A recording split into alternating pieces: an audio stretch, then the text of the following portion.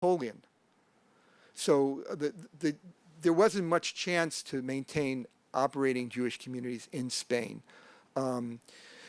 Portugal was another story, and the Inquisition wasn't imposed until the mid 1500s, and many of them ended up leaving, and so you found many of the conversos reverting, going to Holland, and reverting to their original religion, including the family of Spinoza. His parents were born Christian, and then reverted to Judaism once they got there, because the Inquisition was very light. And you find traces of that in the New World, places, but again, they had to escape. The Inquisition was imposed everywhere eventually. So they all had to escape the Inquisition. In Spain today, well, it was illegal for Jews to live in Spain until late in the 20th century.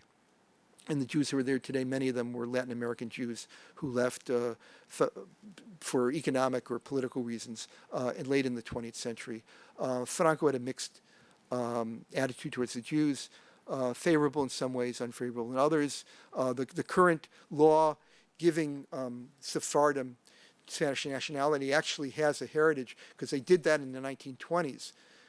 They gave pan-nationalists had leaked on the idea of linking up with the Sephardic communities overseas to expand Spanish influence. So they gave them nationality, but without the right to abode, because it was still illegal for Jews to live in Spain, although there were some examples of Jewish communities as early as the 1920s. So it's an interesting story. Jeffrey, thank you. This is one more or not?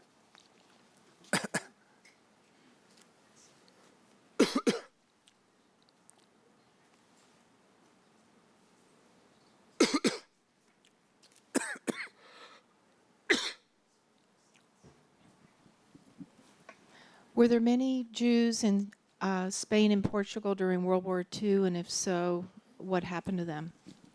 Well, it's a complicated story. There's a good book by Isabel Rohr called The Jews in the Spanish Right, I think. I cited in my bibliography, and she gives that history. But Jews could get into Spain, but only if they had a right to live somewhere else, because it was still illegal to abide in Spain. So Spain did become a transit point for some Jews. Other Jews were able to save themselves, since Spain was an Axis country, because they were the Sephardic, who were granted passports in some countries, like Hungary, were able to use those to save themselves in those countries. So there was, and Portugal had, I think, similar practices. So Jews were able to escape to some extent, at least in the thousands, by transiting. A few stayed, but they stayed illegally, and always with the possibility they might be exported back to France into German hands. Okay.